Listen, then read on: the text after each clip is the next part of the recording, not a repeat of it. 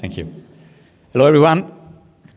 Yes, so today I want to explore why moving assets across chains is one of the weakest points of the Web3 ecosystems. I'm gonna analyze vulnerabilities, the architectural vulnerabilities of the space of bridges, and I'm gonna try to define a path, a secure path to build secure interoperable protocols.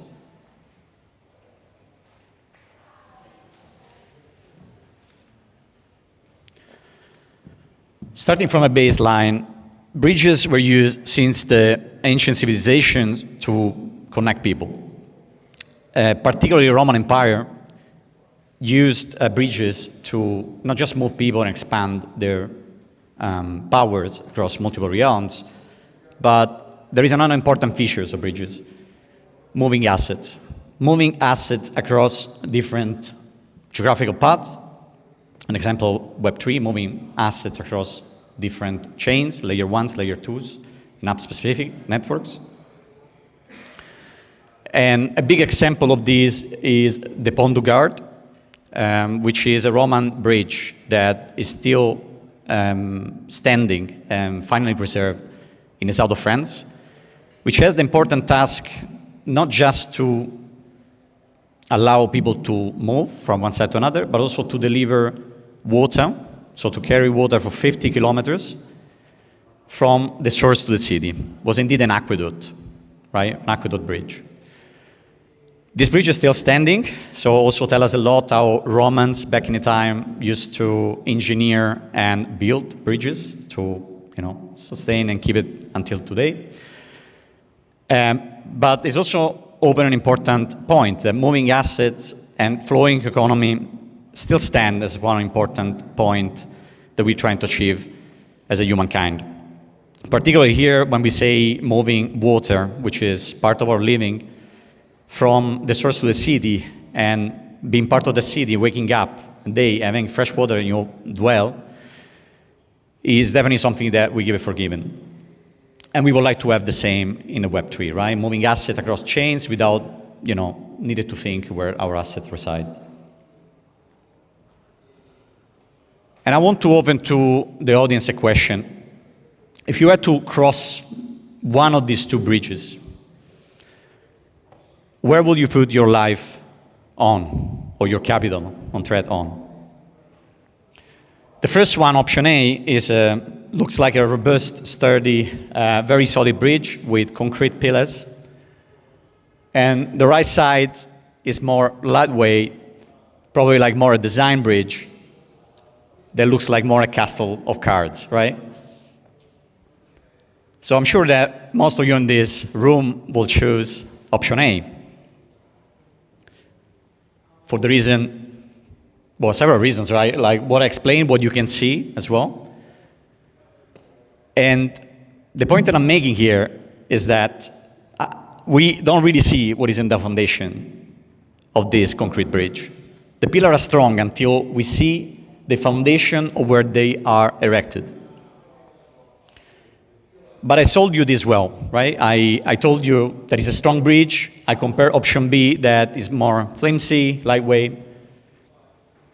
And if you're curious, by the way, option B is based on Leonardo da Vinci self-supporting architectural design with a formula to understand exactly what is the hold that the bridge can support.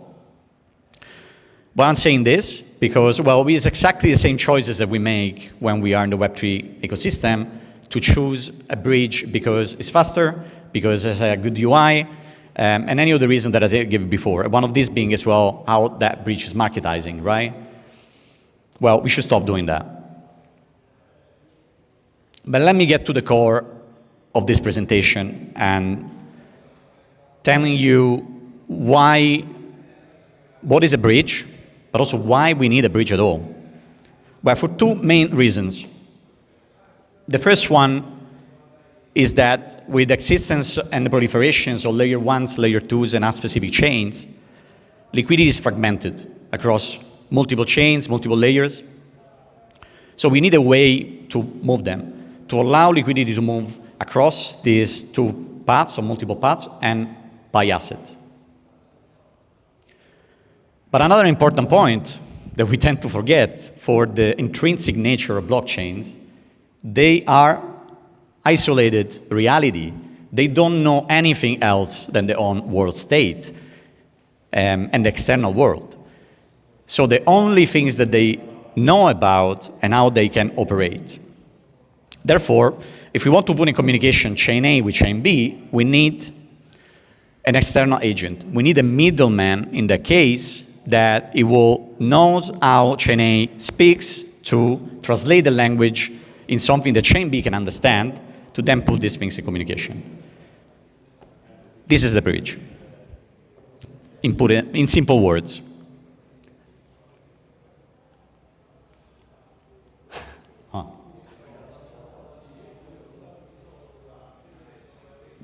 But another important point is, like, I put in very simple words what a bridge is, but the reality is that a way more complex architecture and solution than what we think.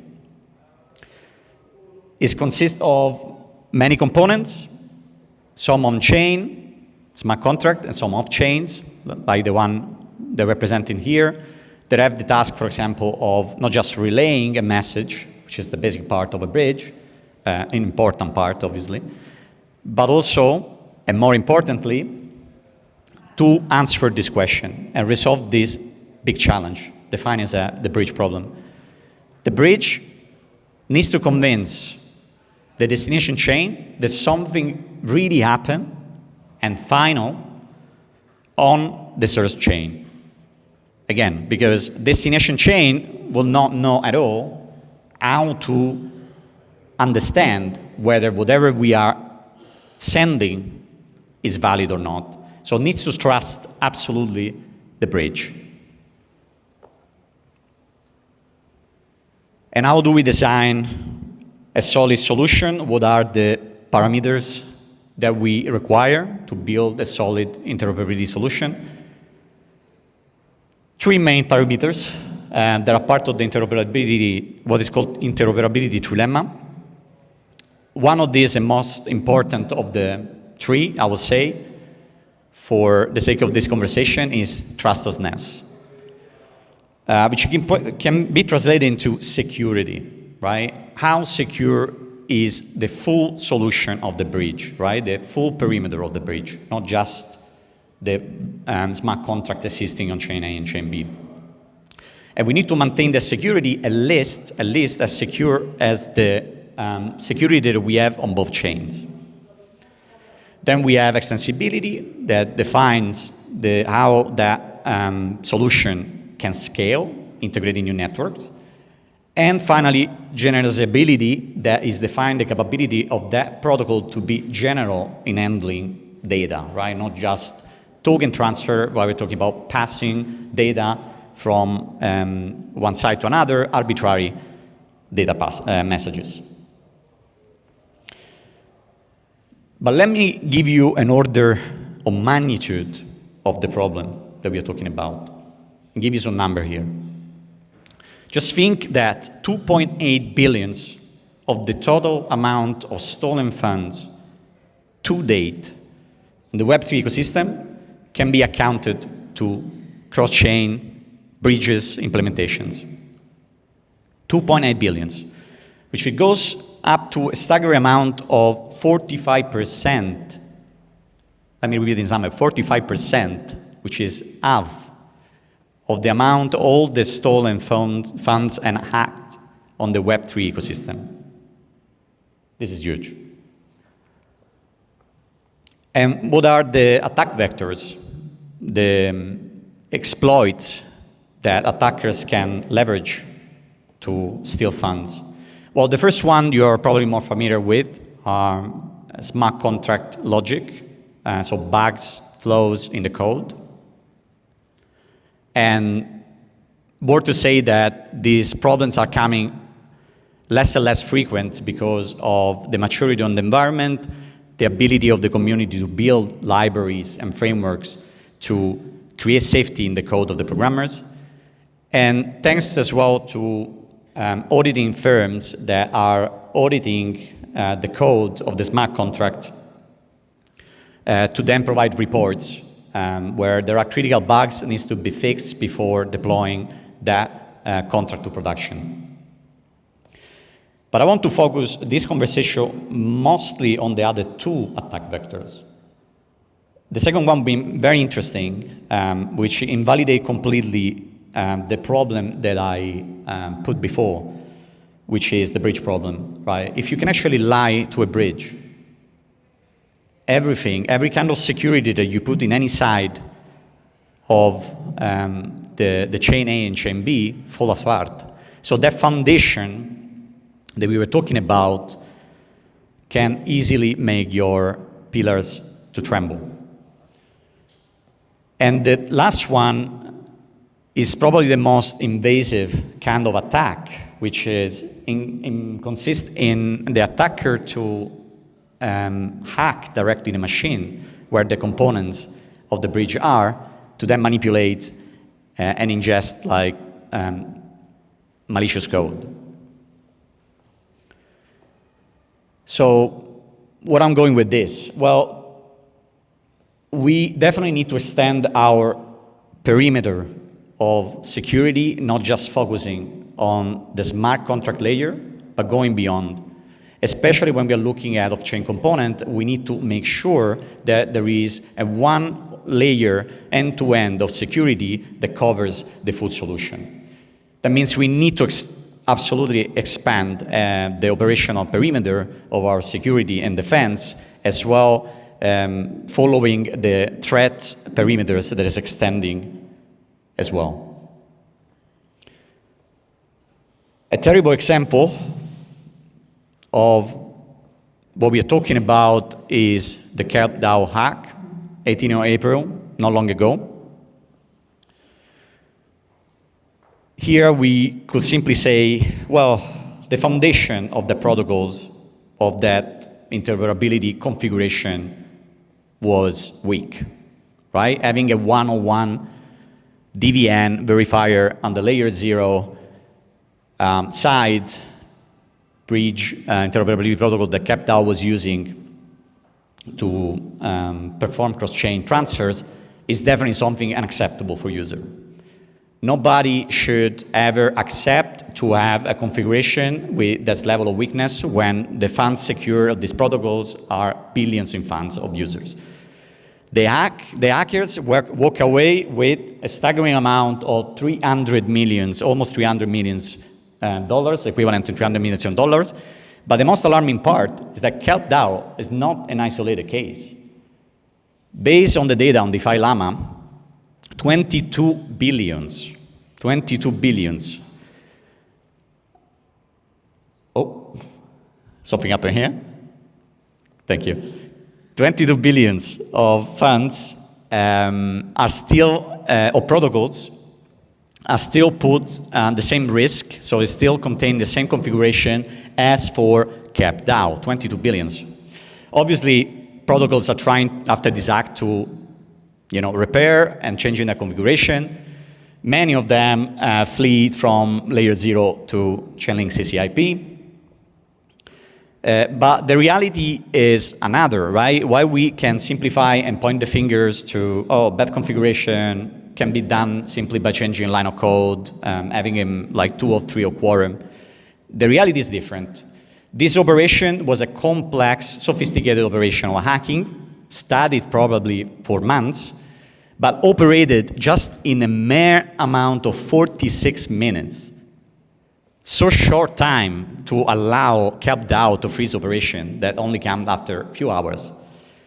How the attacker managed to stall these funds? Well, they manipulated, they hacked the infrastructure of 2 internal nodes of layer 0, the 2 or 3 that were part of this quorum, and they managed to ingest and malicious code that created false proof.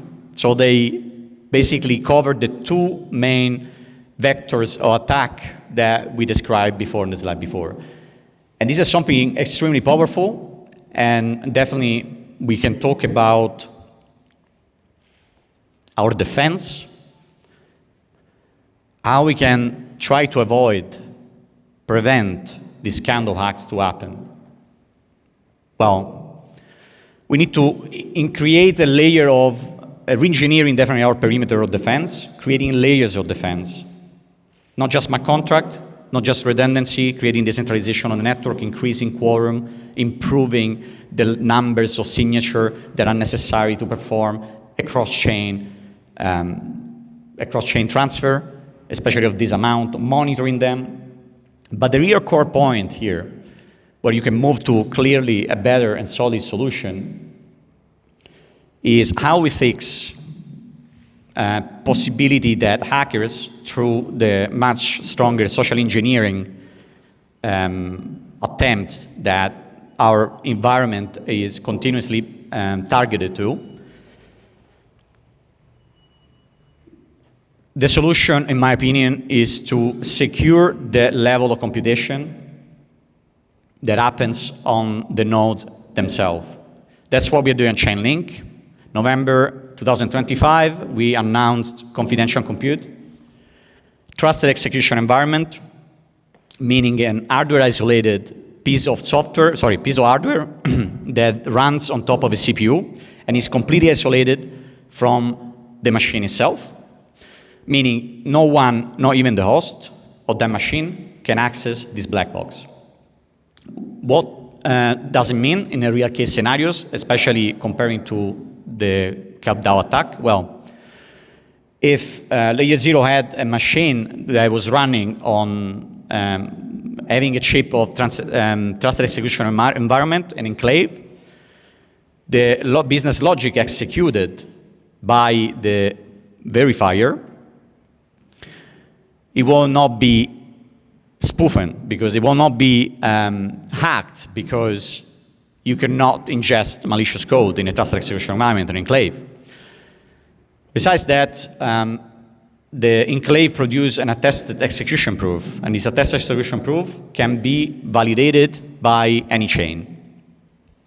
That's to say,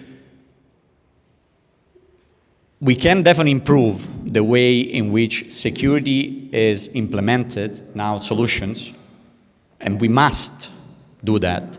And it's our duty as an architect, as software engineers in the Web3 ecosystem to secure funds of people, to allow people to get on board on this ecosystem in crypto, is to first guarantee safety and security to our users.